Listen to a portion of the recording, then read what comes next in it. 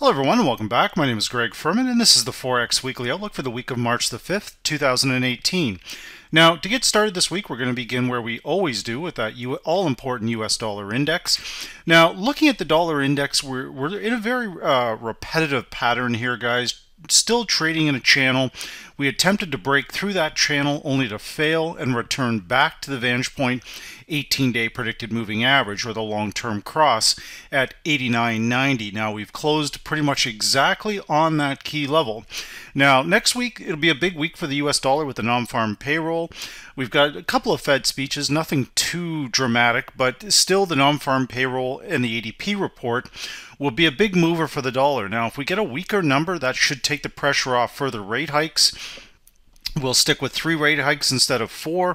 So it is an important number, particularly the wage growth, to see what's happening there. But again, I think the market is going to trade pretty much sideways until we get closer to at least Wednesday when we get that ADP report. Now, once again, looking at the key indicators from VantagePoint is I'll bring those up so everybody can see it. We do have a medium term crossing the long term predicted difference. This is signaling weakness in the dollar. Our predicted MACD is crossed to the upside, but again, we're struggling to break above that zero line. Our predicted RSI currently coming in at or about, we're just going to bring this over here, we're at 50.1. So basically we're pretty much dead flat to start the week on the dollar, but looking at that medium term trend, it is clearly weakening against the longer term uptrend. Now, this is largely in part, guys, to do with gold prices. Gold prices are still locked in the same range between 1378 and the 1300 mark. Again, we tried to push through the bottom part of that range, but the buyers came right back in. However, we are not clearing that critical VantagePoint long-term crossover point at 1329. We're closing 1323, but we do have buyers coming out in at the bottom part of that range, and that is largely due to the announcement of further tariffs. Now, in my respectful opinion, against Canada is being targeted again. First the lumber, now we're looking at some of our, steel and aluminum. So this is putting pressure on the Canadian dollar, but it's also putting a little bit of upward pressure on gold. Now, with the dollar basically starting to sell off on Friday, we can assess here that the stock markets have recovered, but again, they are still under significant pressure here, guys. My argument, again, is a little different than most, where everybody is so consumed by identifying the bottom part of this range. My focus is on the top part, so they keep using the word correction, that this is nothing more than a correction in the equity markets.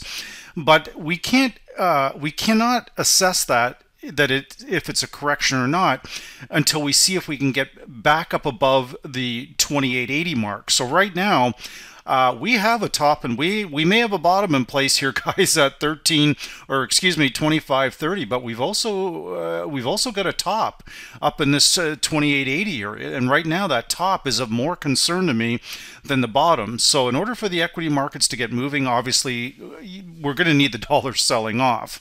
Now that could happen if on a weaker unemployment number, but when I'm looking at oil prices here for next week, again, guys, we're pretty much locked in a very strong range between approximately the 66.80 mark, and then on the downside 57.50.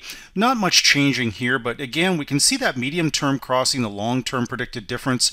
We've got a fresh triple EMA cross. All of that is suggesting weakness. Now, when I look at gold, and I look gold at a little closer, we can see here that we're just about have a crossover in our medium term, but most of this is saying gold is pretty much still flat for the most part to slightly weak. So if gold continues to move higher, we're going to see a lot of activity with the Euro-US. The Euro-US pair, once again, I've talked about this one over the last several months here, actually.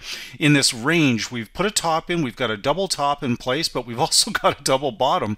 And so we're essentially locked in the range between 125.50 and the 122 area. Now we dipped a little bit lower by 50 pips to, I think we got down to, I believe it was around 121.60. What's our low here? 121.56. So a classic fake here. or a classic false break, or what I would be more inclined to say is a bear trap. And that bear trap actually always tends to catch somebody where they get excited about shorting down here, but again, we've recovered. We've closed back up above that critical vantage point level. And the levels, of course, to watch here is this 122.97 area. A lot of support sitting down there now with a close of 123.16. So we're going to see if we can hold above this and trigger further strength. Now, when we look at the medium term crossing the long-term predicted difference rate here, looks pretty good, but the predicted RSI 50.7, so it's trying to put out a bullish signal, but it's struggling a little bit here. But looking at the US Swiss franc, which mirror basically the inverse correlation to Euro US, it's weakening yet again. And what I'll point out is looking at the actual medium term against the longer term trend, you can see that the pink line crossing the blue line on this proprietary indicator from VantagePoint is warning of further weakness on this particular pair. So essentially what we're seeing here right across the board is weakness in the dollar. The dollar is not overly strong here at all. So when we look at the British pound, once again, we've got a very similar signal here trying to form. We've got a potential bottom that's forming down here right around the 137.13 area. So I'm just going to highlight this. We want to make sure that we do not break below this week. So if we can hold down in this area down here, this represents a buying opportunity for this week. But if we lose this area, then we're going to see further dollar strength. But my optimism on that at this time remains heavily guarded. Now, when we look at the dollar yen, a big pair, there's just simply no buyers here, guys. We've had another retracement up here. 3 times we're coming back up towards the long-term crossover from VantagePoint. That area currently coming in at 107.35. We've had multiple failures here, so very little has changed. And on top of all of that, we have yet another signal of further weakness. Now, the dollar yen is notoriously volatile in the week of the non-farm payroll, so I suspect that we will probably hold above 105. We're closing out the week here 105.72. So right down here on this bottom, on this particular bar here, 105.55, we're looking for this area basically to hold. But it's still going to be choppy, but the indicators from VantagePoint are saying that we still have more downside. Even with the good non-farm payroll numbers that we've had a very hawkish new Fed. None of that has helped this pair, guys.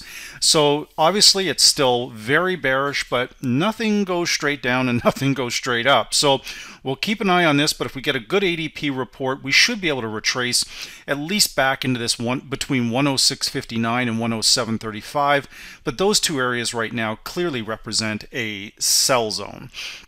Now, as we come into our 3 main commodity currencies here, very similar trade. The Canadian dollar obviously absolutely getting hit on that weaker GDP number, but more importantly, the talk of further tariffs. Plus, we've got additional tariffs put against us just actually in the last couple of days, believe it or not, from India. I believe it's going to be in chickpeas because of this complete and utter debacle. You know, if the Americans think that they have problems with Trump, Canadians have just as many problems with Trudeau, and he's got quite a mess going on here with India, and so they're very upset with some of the accusations that have been made against them. So they've decided they're going to put tariffs against us. So all of these things are coming together against the Canadian dollar. So when I look at this right now, we've got a massive area of resistance up here. So if we're going back and we take this back even to 6 months, 9 months, this is a massive level of resistance. You can see we've got basically 5 times we have tried to break through the 129.20 area, guys. So we are already getting overextended here.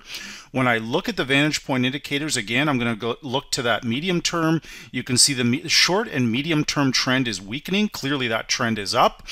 But the other one that I'll point out here too that I really do like is that new predicted MACD difference, and you can see it's crossing over the trigger to the downside. So this is significant resistance here, guys. 129.30 area. Be careful of a bull trap in this particular case, that we go up here, it extends by 50, 60, 70 pips, and then it just plummets. So that critical vantage point level for next week is all the way down at 126.70. So this is just screaming of a significant retracement lower. But again, there are an awful lot of strikes against Canada right now, particularly with this newest prime minister. Basically Canadians are getting very nervous every time he leaves Canada. On a, it takes a month to clean it up after he comes back. So we'll see how this plays out. But right now, I think the market's maybe overreacting a little bit on these tariffs, so we want to, see if it just calms down. And if it does calm down, then the US CAD will hold up in this level and will start moving lower. Now, as we look at Aussie US and New Zealand US, once again, we're still basically holding in the bottom part of this range. In my respectful opinion, this area just down a little bit lower here, if I just grab this line, we have made a slightly lower low, but once again, I believe it to be a false break. So if we look at the low of this particular bar, this is really one you want to watch this week here, guys. The low of this particular bar, 77.13. But significant resistance all the way down, or support, excuse me, down to 76.40.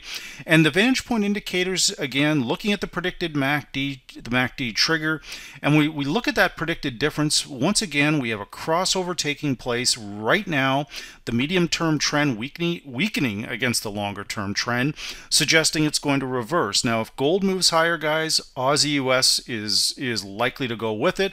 Same as New Zealand US, virtually the same trade. We can see our neural index is turning higher on this particular pair. When we look at the Aussie currency, we can see the neural index where it's green here is also turning higher. These all point to basically, again, a little bit of pending strength in the metals market and of course, a weaker US dollar. So with that said, this is the Forex Weekly Outlook for the week of March the 5th, 2018.